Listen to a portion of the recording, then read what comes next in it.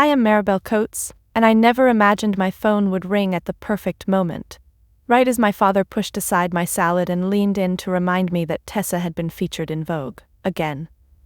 But before I tell you how that moment shattered everything they believed about success, and left my family scrambling to salvage the only thing they'd ever worshipped, status. Let me know where you're watching from, and hit subscribe. You'll want to see how this ends. Now, let me rewind. If you grew up in a house like mine, you learn early that there are two kinds of people: the dazzling and the dutiful. The Coates family had no patience for the latter. My older sister Tessa was dazzling from the moment she toddled into the kitchen in a sequined leotard and declared she was going to marry a pop star. She had those kind of Barbie doll looks that adults praised too much, that teachers coddled, and that made high school boys stupid. And me? I was the girl reading water quality reports under the table at Thanksgiving and volunteering to paint city bus stops for extra credit. My mother Roberta once told me during one of her wine and wisdom nights, "You were always competent, darling. Tessa's the comet. You're the compass." Then she clinked her glass with mine like it was a compliment. In other words, I was background, reliable, the one who knew where the batteries were, the one who made Tessa's PowerPoints when she had a migraine or when she didn't feel like trying. I never minded that much, not until I realized they weren't just ignoring me, they'd built an entire family mythology where I didn't exist. We weren't rich, but we were something far more dangerous: presentable. Dad was a college administrator who ironed his jeans and liked to say things like, "Optics matter."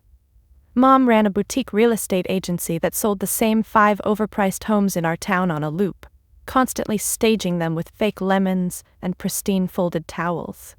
Our house was full of curated throw pillows and curated laughter. Even the dog Baxter was purebred and mildly embarrassed to be there.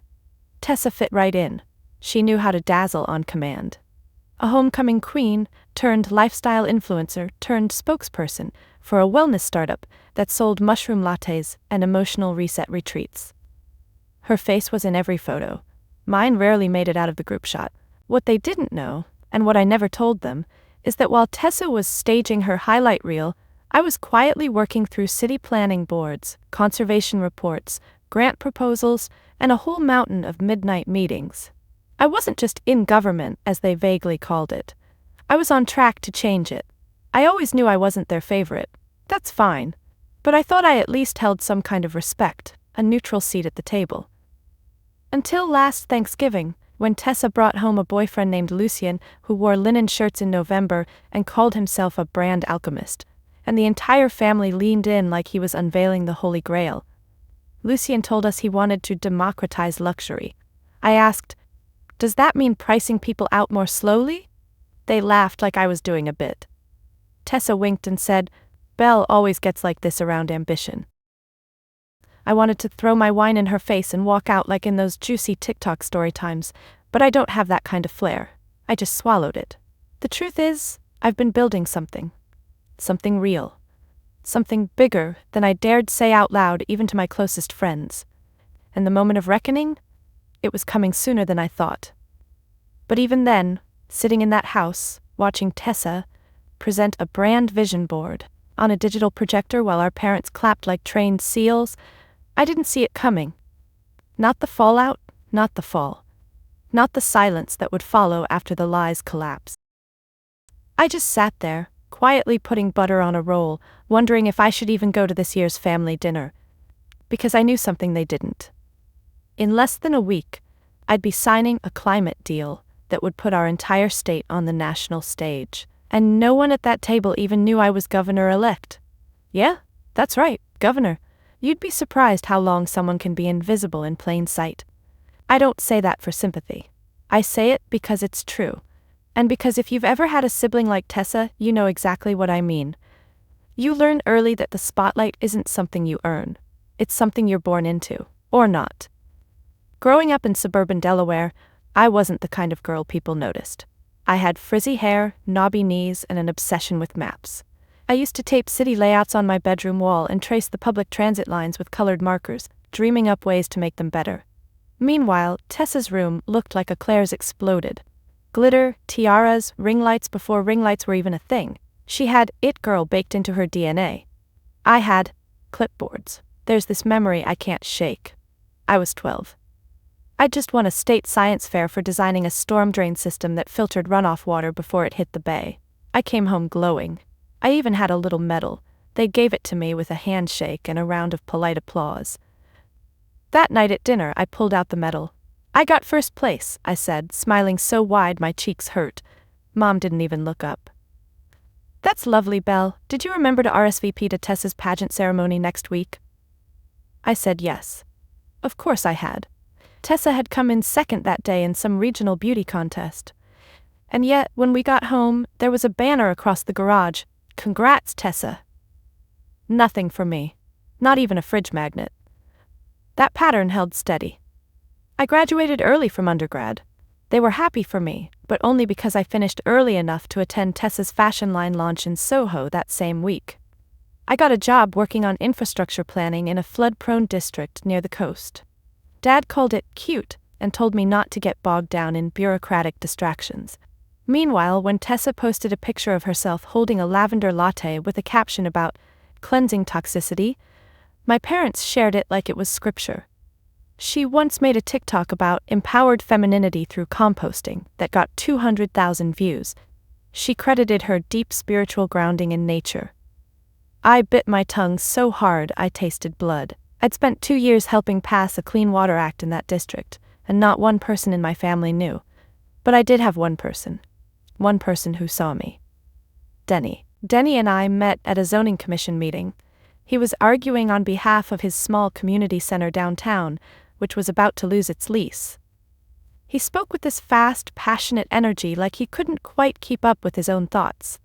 I liked that about him. He listened when I talked. He actually asked questions and remembered the answers. And when I told him about my plans for sustainable public housing incentives, his eyes lit up like I'd just solved gravity. "You're not small," he told me once when I was venting about Tessa. "You're a spine. Your family just doesn't know how to stand upright yet." He was the first person who ever made me feel solid.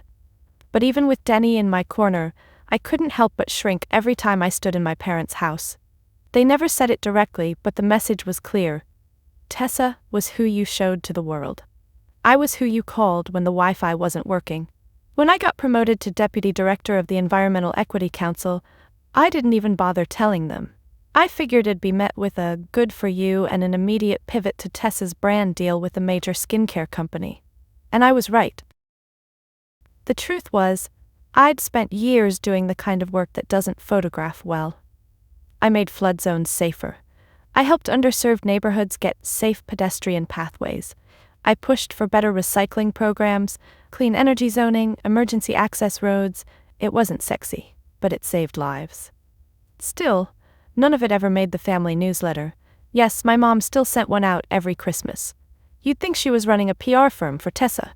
Tessa was featured on a podcast this month. Tessa may be heading to Bali for a silent wellness retreat. Me, I was sometimes listed as still doing great things in public service. Cool.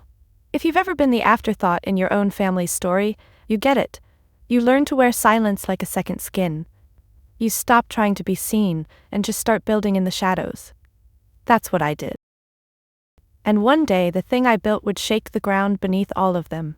It started with a pothole, not a metaphor, an actual crater-sized, axle-breaking menace on Milburn Avenue. It had been there for months, maybe years. I'd driven over it so many times I knew the exact jiggle pattern of my cup holder when I hit it. One morning, coffee spilled all over my lap during a 6:30 a.m. site visit, and something in me snapped. I wasn't even angry, I was exhausted.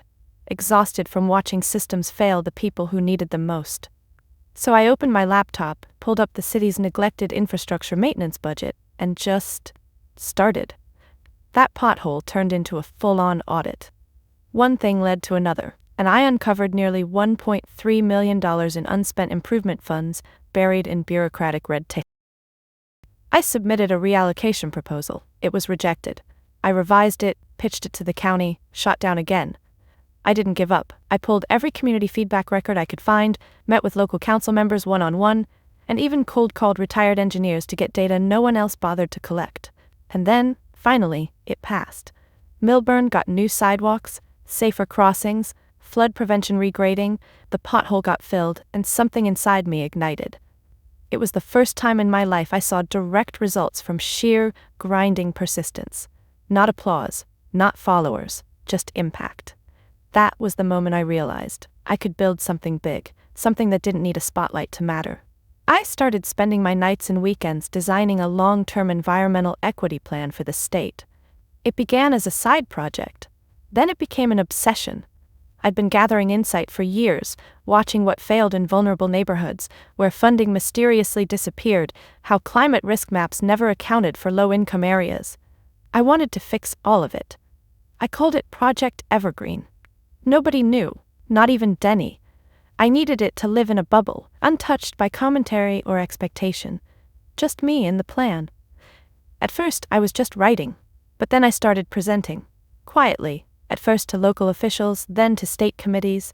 I spoke at 7 a.m. forums in freezing auditoriums and 11 p.m. Zoom meetings with municipal reps who kept their cameras off.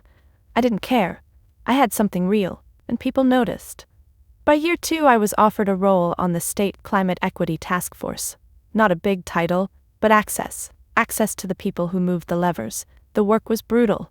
The resistance was worse.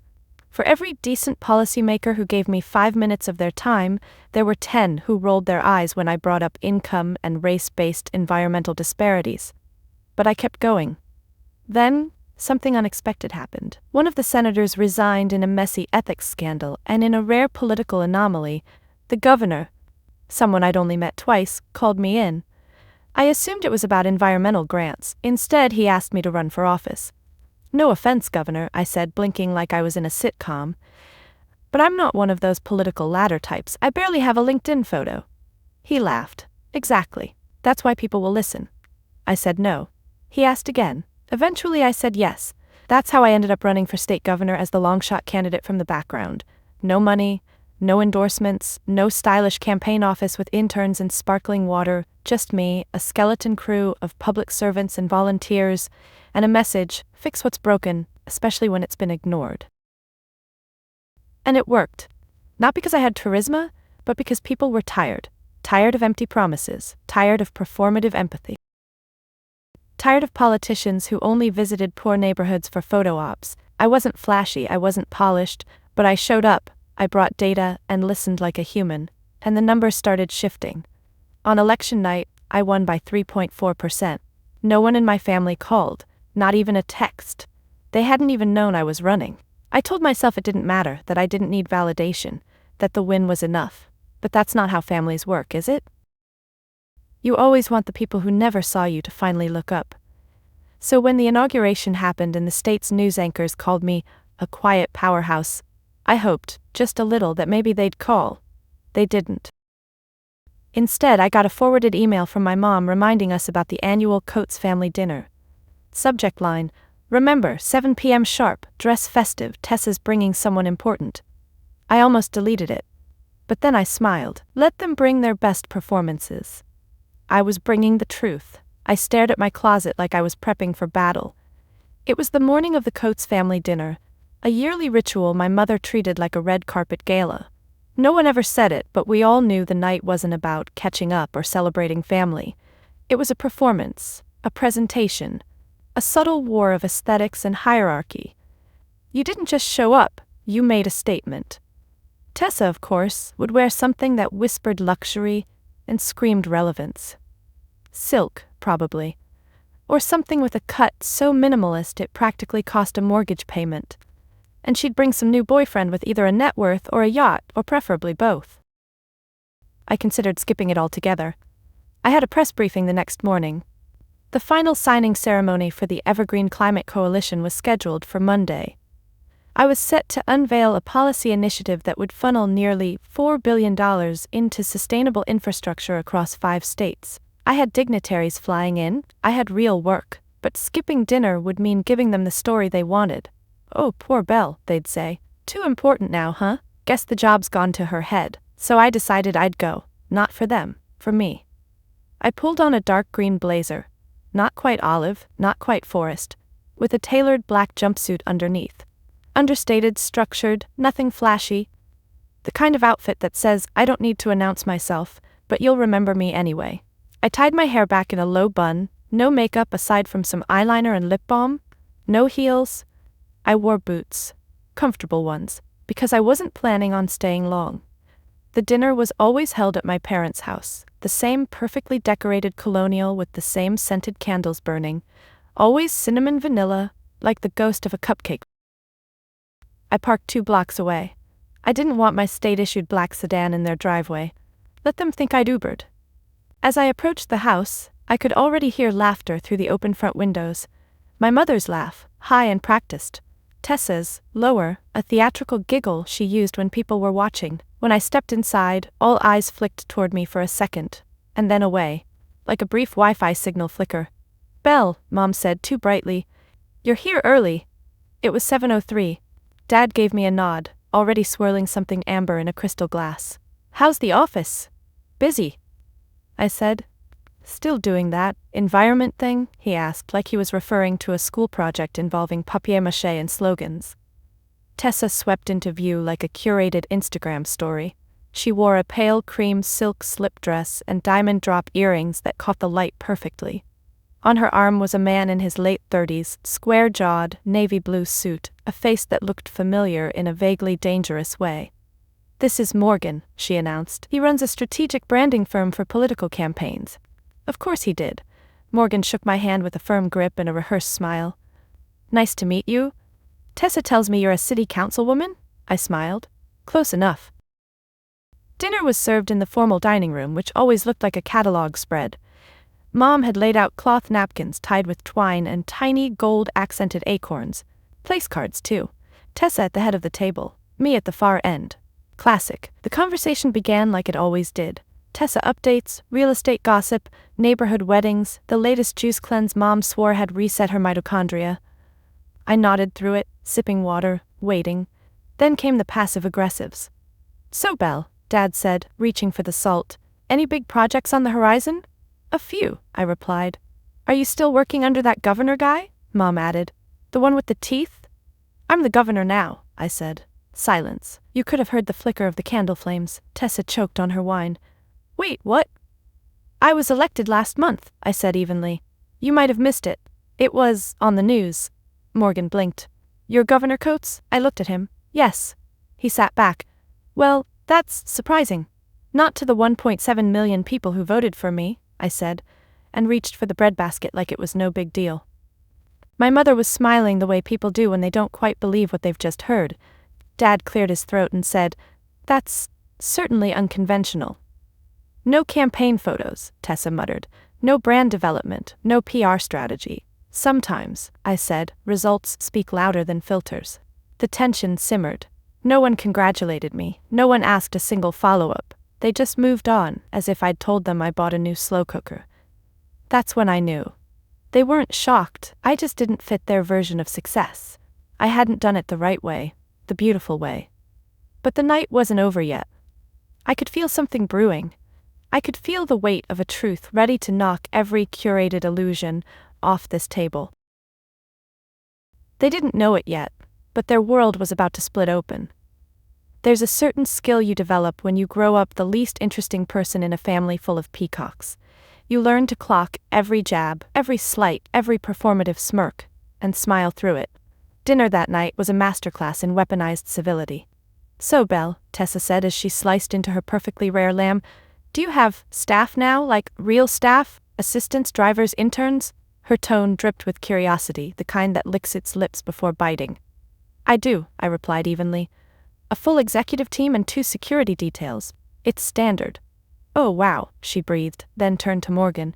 Remember when you said I needed a chief of staff for my brand expansion?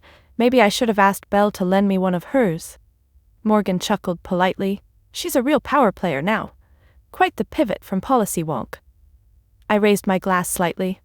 Turns out people respond well to actual results. Dad jumped in quickly as if the conversation needed redirecting. Tessa's been working on a wellness initiative for rural moms. It's very compelling. It's a partnership with a Scandinavian hair oil company, she clarified. We're calling it Glow Up from the Ground Up. It's rooted in earth-based femininity and intergenerational softness. I almost choked on my water. That sounds vague, I said, trying not to smile. Tessa narrowed her eyes. It's about empowerment, Belle. Not everything has to be tied to carbon emissions. Morgan laughed too hard at that. I made a mental note, performative ally. From there, the backhanded compliments started flying like confetti. Your outfit's so minimal, very governor chic, my mom offered, her lips tight. You must be exhausted, said Tessa. You've never really been a public-facing type, and all those cameras. I mean, I worry for your energy field. I sleep fine, I said. The rest of the table exchanged little glances, the kind people do when they're pretending not to pity you. It would have been funny if it wasn't so familiar.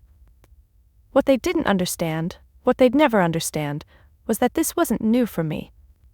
I'd spent my whole life walking through these little minefields of contempt. I'd learned how to breathe in the silences between their sentences and let the judgment roll off like rain on oiled glass. But tonight felt different. For the first time in my life, I wasn't here hoping for their approval. I was watching them, studying them, seeing how desperately they clung to a narrative that made sense to them. Belle the background, Tessa the star. And then dessert arrived. Mom had made her signature lemon tart because of course she had, and placed it in front of me with a flourish. I know it's not gluten-free, she whispered, but it's just a small slice. I mean, how else will you bulk up for those public appearances? Then she laughed like it was harmless. I looked down at the plate, and something just cracked. Not loud, not messy, just a soft, final snap. I set down my fork. Tessa, I said, looking across the table. How's your brand's financial audit going? Her fork froze midair. What? Your sponsorship numbers, I said lightly. The ones you sent to investors. I heard some of them might have been inflated. The room went still. Morgan sat back slightly. I wasn't aware that was public.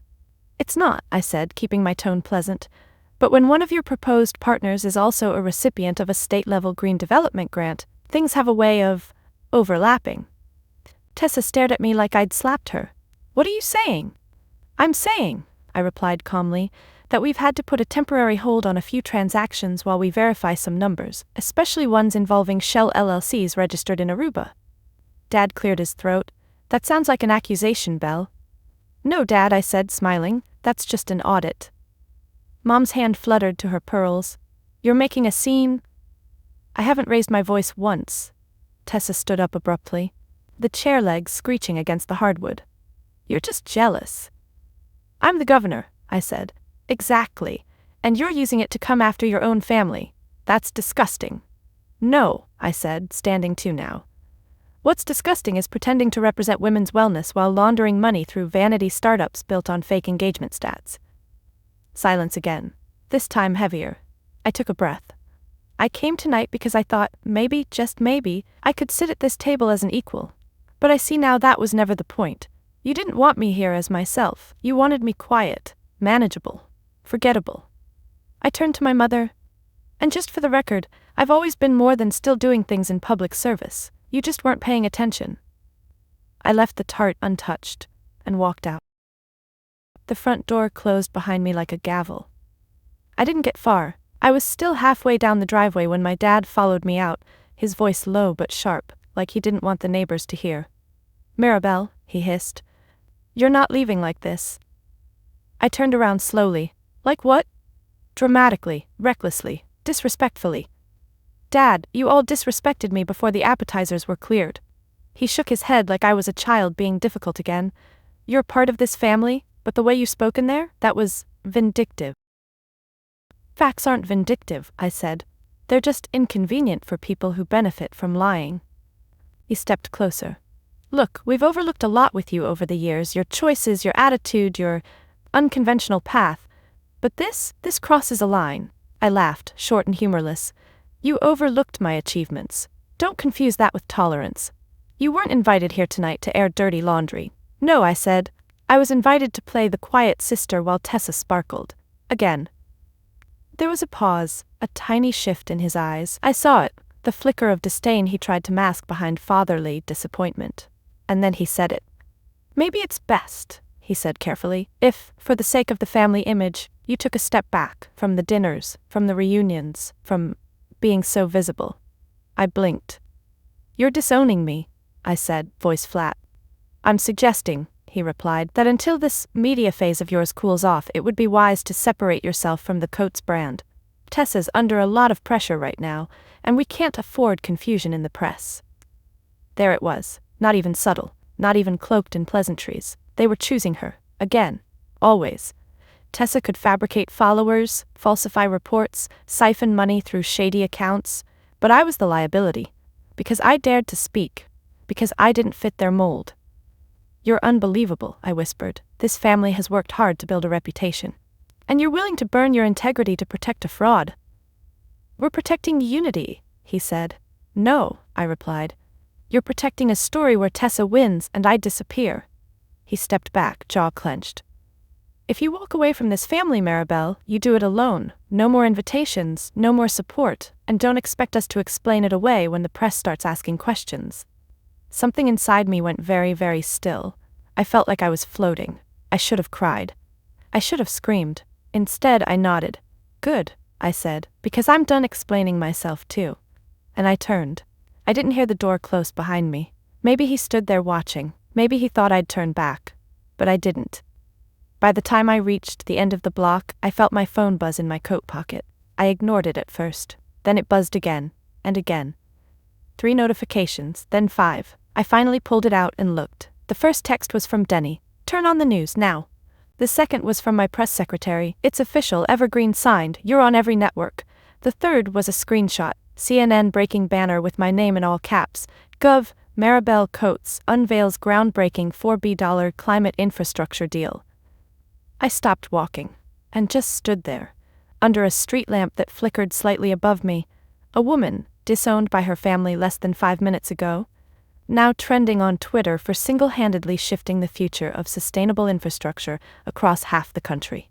I couldn't decide if I wanted to laugh or scream. Instead, I walked a little further, sat down on the curb, and opened the live stream link someone sent me. There I was, on stage, smiling, shaking hands with senators and mayors and environmental advocates. A replay of my press conference, my voice calm and resolute as I explained the details of Project Evergreen, the years of groundwork, the communities it would uplift. And then, as if timed by the universe itself, a ding. A new message. From Tessa. All it said was, "We need to talk." I stared at the screen, the irony washing over me like warm rain. 5 minutes ago, I was too visible for the Coates brand. Now I was the story. And the dinner I just walked out of would be the last time I ever entered that house as anything less than what I was, a woman who built everything they dismissed. By the time I got home, my porch light was already flickering with camera flashes.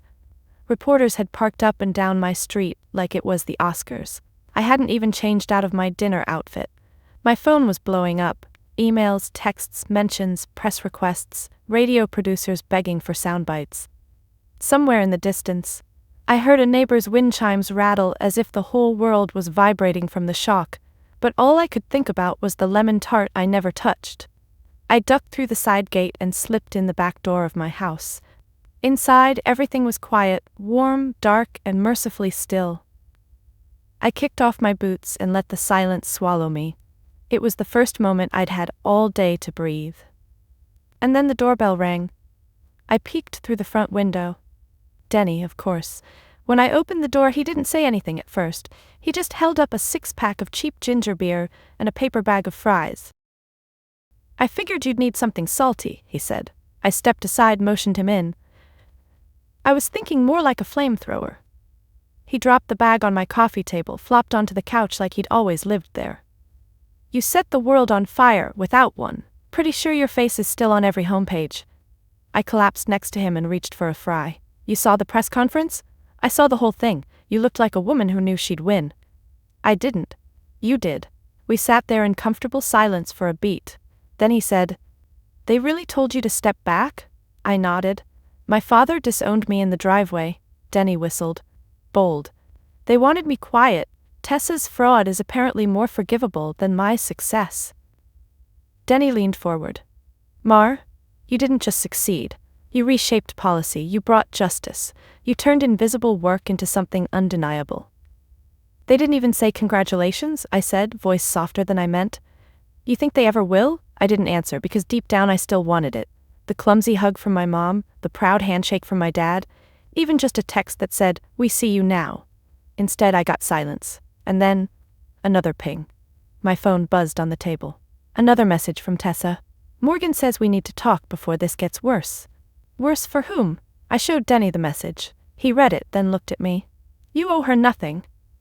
I know. You sure? I wasn't. Not entirely. Because for all her manipulation, Tessa was still my sister. I remembered the 7-year-old version of her who snuck into my bed during thunderstorms. The 11-year-old who covered for me when I accidentally broke Mom's imported vase. The 16-year-old who whispered "you're the smart one" before disappearing into her world of filters and flashbulbs. I sighed. She's gonna fall, Denny. When the audit hits the press, when the numbers go public. You didn't push her, he said. You just stopped cushioning her. That hit me harder than I expected. I used to think being good meant protecting people, I said, even from their own choices. But now I think being good means telling the truth, even when it burns. He looked at me, really looked, the way only someone who's seen all your broken pieces can. You know, he said slowly, I've watched you carry everyone else's weight for years. Maybe now's the part where you carry only your own. I leaned my head back against the couch, letting that sink in. Outside, the reporters were still camped on the lawn. Inside, I was, finally, still. And for the first time in my life, I wasn't invisible. I was undeniable. The woman who'd been ignored, belittled, erased, was now the one with power. Not just political, personal, the kind they couldn't take from me, even if they tried. The next morning, my inbox looked like a battlefield. Headlines flooded in like a tidal wave, some celebratory, some skeptical, all loud. Governor Coates shocks nation with $4 environmental plan. Quiet genius or calculated strategist, meet Maribel Coates. Instagram darling Tessa Coates linked to fraudulent campaign financing. There it was, the break. My sister's empire, once untouchable, was cracking under scrutiny. The audit had triggered a formal investigation into her partnerships. Several sponsors were already backing out. Her management team released a limp, vague statement about ongoing evaluations, and still she hadn't called. But that afternoon my phone rang. Blocked number. I knew it was her. I let it go to voicemail. Then I listened. Her voice was trembling, barely stitched together. Belle, I know you're angry. I know you think I deserve this, maybe I do, but I'm scared. Everything's falling apart. Morgan's gone. My agency dropped me this morning. I don't know what's happening. No one's answering my calls. Please, I need my sister. I sat on the edge of my bed, gripping the phone so tightly my knuckles went pale. Part of me wanted to protect her. Old instincts flared. Those childhood memories, the way she used to braid my hair, the way she used to cry when she couldn't sleep unless I made up a story. That version of Tessa was still in there somewhere, but she wasn't the one who'd spent years stepping on me to stay in the spotlight, and this time I wasn't going to let emotion rewrite the truth. I called her back. She answered, on the first. Belle, thank God. I'm not your damage control, Tessa. Silence. You want honesty? You lied. You built a brand on numbers you padded. You created a persona that stole attention from real people doing real work. And when I tried to share space at the table, you mocked me. I didn't know, she whispered. I didn't think it would spiral. You never think, I said. You manipulate, you float, and the second gravity hits, you reach for someone else to cushion the fall. I'm still your sister. And I'm still governor, I said. So here's what that means. You're entitled to a lawyer, not a lifeline. She started to cry, but I didn't flinch. Do you want help? I asked. Then be honest with yourself and the public. Step back, own it. Don't hide behind Morgan or algorithms or whatever spin you've been sold. What happens if I don't? I make sure the investigation goes public. A long silence. Then she said, You're really going to destroy me. No, I said quietly. You already did that. I'm just done letting you take me with you. And I hung up. It didn't feel victorious. It felt clean, like finally closing a wound you've kept picking at for years. Later that evening I held a press conference, not about Tessa, that wasn't my job. I focused on Evergreen, the timeline, the transparency protocols we were implementing, the grassroots partners already on board. One reporter asked, Governor Coates, Any comment on the emerging allegations against your sister? I looked into the cameras and said, my sister's brand was built on optics. Mine is built on outcomes. And that was it. The mic drop I never knew I'd get. The one I'd earned not with volume, but with vision. As I stepped off the podium, a reporter called out, do you have anything to say to your family? I paused. Then, without looking back, I said, I hope one day they learn to tell the truth. It's quieter, but it lasts longer. And I walked away, not from pain, but from pretense, because I had finally stopped waiting to be seen. And I had started choosing to be known by the people who mattered, by the woman I had become. 2 nights later, I was in the back room of a taqueria with no Wi-Fi, a flickering neon cactus in the window, and a sticky table covered in lime wedges and crumpled napkins. This was the real victory dinner, not the kind with press cameras or fancy crystal. Just 6 of us. Denny, my campaign manager Zoe, our policy analyst Marco, the digital strategist twins Callie and Joe, and me. Everyone looked tired. The good kind of tired. That post-storm, bones loose, laughter too easy kind of tired. We'd survived the political hurricane, and I had never felt more surrounded. Okay, Zoe said, raising a bottle of tamarind soda, to our unelectable governor, who didn't smile enough, didn't play the game, and still wiped the damn board clean. Everyone laughed, clinked bottles, and shouted, to the quiet storm. It was the nickname I hadn't asked for, but had kind of grown into. Joe added, you didn't just win, Mar, you rewrote the whole narrative. And probably tanked her family's Christmas cards forever, Callie muttered through a mouthful of carnitas. I didn't tank anything, I said. They just finally got the truth in focus. Marco raised an eyebrow. And what truth is that? That I was never the problem, I replied. It felt strange saying it out loud. Because for years I had carried this suspicion that maybe I was the issue. Maybe if I were shinier, louder, more graceful or marketable, or whatever word they had in their heads when they looked past me, maybe then they would have loved me properly. But now? Now I was surrounded by people who loved me for exactly who I was. I watched Denny pour extra salsa onto his plate like he was trying to win a bet with God, and I smiled. He caught my look and leaned in. You good? I am, I said, and I meant it. He nodded. We've got your back, you know. No matter what Tessa spins, no matter what your parents try next. I know, I really did, because the people around this table weren't here for appearances. They didn't care how well I photographed or if I wore the right shoes. They had been in the trenches with me, through the 14-hour policy meetings, the protest marches in the rain, the sleepless nights writing grant proposals. They didn't just see me. They chose me. There's a difference, a big one. It made me think about blood. How people always say blood is thicker than water, but forget the full quote is actually, the blood of the covenant is thicker than the water of the womb. Meaning? Chosen family matters more than accidental lineage. That hit me harder than I expected. I reached into my pocket, pulled out the key to my new office, solid, heavy brass, still shiny. Want to see something cool? I asked the table. I placed the key in the middle of the table like a talisman. That's the original key to the State House office, I said. They let me keep it as a ceremonial memento. Everyone leaned in. It still smells like mildew and bureaucracy, I added. They laughed. Then Zoe looked at me and said, you know, you're going to change everything. I looked around the room, at the soft yellow light bouncing off tired faces, at the stack of stained paper plates, at the half-empty pitcher of horchata, and I felt something strange and beautiful settle into my chest. Peace. Not the kind that comes after a battle, but the kind that comes when you realize you don't have to fight for a seat anymore. You own the table. 2 days later, I had my first official meeting in the governor's mansion, and I made one change right away. The door that led to the East Wing conference room, the one that had a decades-old frosted glass panel reading "Executive Access Only," now had a new sign. All are welcome unless you're here to pretend. Petty? Maybe. Perfect? Absolutely. I wasn't interested in legacy decorum.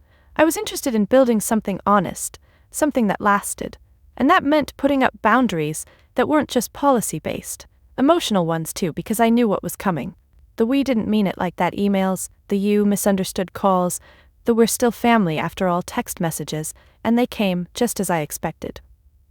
From my mom, sweetheart, your father's words were taken out of context. You know how we are under pressure. From my dad, let's not let egos ruin what can still be repaired. From a cousin I hadn't spoken to in 6 years, you should really make a public statement defending Tessa. Family's family. Even from Tessa herself. The press is twisting everything. I never meant to hurt you, please call me. They all wanted access again. Not to me really, but to the version of me that made them comfortable. The one who played small, took the jabs, sat in the background without complaint. That woman was gone. So I did what I needed to. I blocked them. Not out of revenge, not out of bitterness. Out of necessity. Because healing isn't just about finding peace, it's about protecting it. Denny helped me set up a new phone number. Zoe changed the mansion's visitor policy so that no one could walk in with just a family name.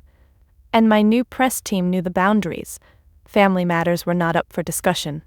I also stopped checking their social media. No more peeking at old photos or reading passive-aggressive captions that I knew were directed at me. I was done scavenging for scraps of approval. Instead, I filled my space with new things. Photos of the evergreen pilot site ribbon cutting, handwritten notes from students in schools we'd helped rebuild, even a thank you card from a 75-year-old woman in a flood zone who wrote, "You made my neighborhood safe enough to walk in again, bless you." That was my new reflection. And I liked what I saw. But don't get me wrong, it wasn't perfect. There were nights I'd lie awake, heart tight, wondering what it would have been like to have parents who cheered for me at graduation, to have a sister who didn't treat affection like a competitive sport, to feel chosen, not just useful. Those feelings didn't vanish, but they stopped steering the ship. Because now I had a different compass, and it pointed toward truth. Truth in my work, in my friendships, in the way I spoke to myself every morning in the mirror. No more diminishing, no more over-explaining, no more apologizing for being real. I'd spent so long trying to belong in a room that had already decided where I was allowed to stand. But now I built my own damn room, and if someone didn't like the lighting, they could leave. 2 weeks later, I stood on the cracked pavement of my childhood neighborhood, staring up at the old library building that had been closed since I was 15. It used to be my favorite place in the world. The shelves smelled like dust and ambition. The librarian, Miss Halpern, used to slip me extra checkout slips because I always hit the limit. I read everything. Policy books, fantasy novels, city planning manuals. That library was my sanctuary when the rest of the house was drenched in Tessa's glitter. Now it was boarded up, the windows clouded with grime, a bird's nest tucked into the R in reed. I had a key. I pulled it from my coat pocket and walked inside. The state had quietly acquired the building 6 months ago through a community revitalization grant I wrote myself. I didn't tell anyone what I planned to do with it, not even Denny. Until now, I was reopening it. Not as a library in the old sense, but as a civic equity hub, a free space for young people to learn how systems worked and how to break them open if they didn't, a place to organize, to gather, to dream. The first room I walked into still had the old desk lamp I used to read under. I ran my fingers over it and whispered, "We're back." Outside, construction crews were assembling solar panels. Local artists were painting murals on the walls. One was of a girl sitting cross-legged on the floor, surrounded by blueprints and books. She looked a lot like me, not in a narcissistic way, in a healing way. This wasn't a statue in a rotunda or a plaque on a bench. This was a living legacy. I named it after someone no one in the press would recognize. The Halpern Center.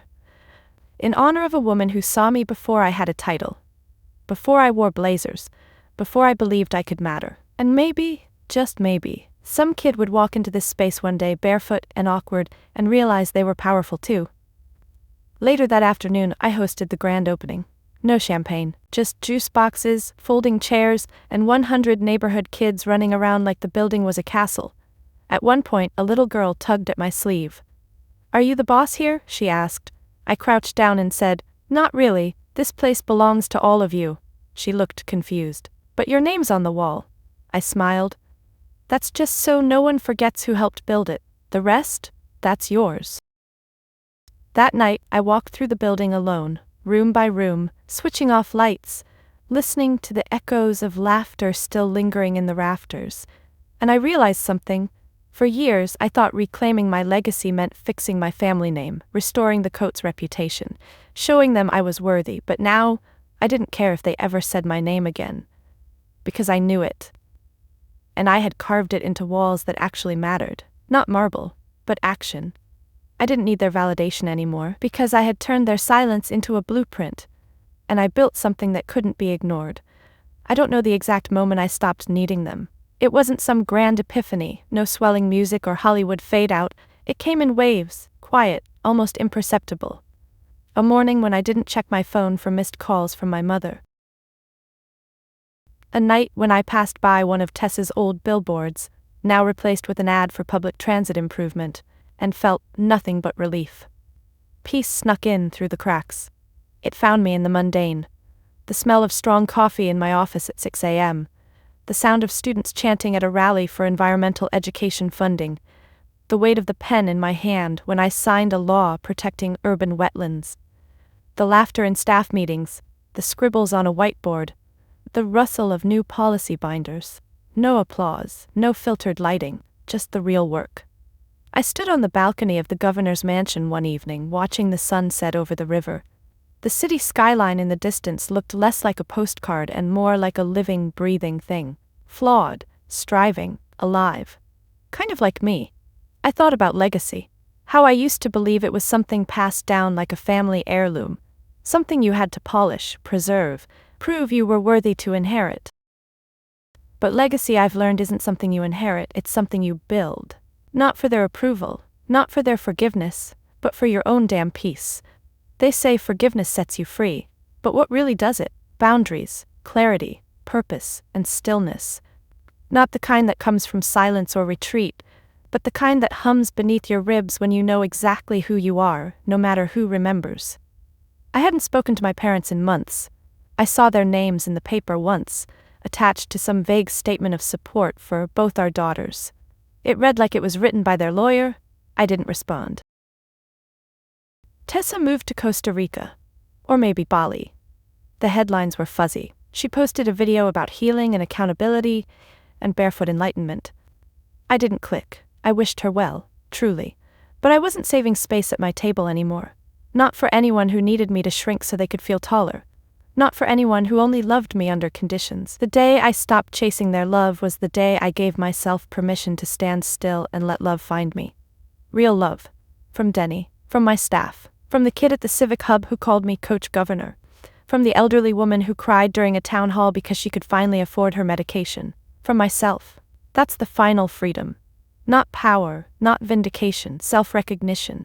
To look in the mirror and whisper, I see you. I choose you. I'm proud of you. Every single day. Have you ever felt invisible in your own family? Like, no matter what you accomplished, it was never enough. Not because it wasn't impressive, but because you weren't the one they were watching?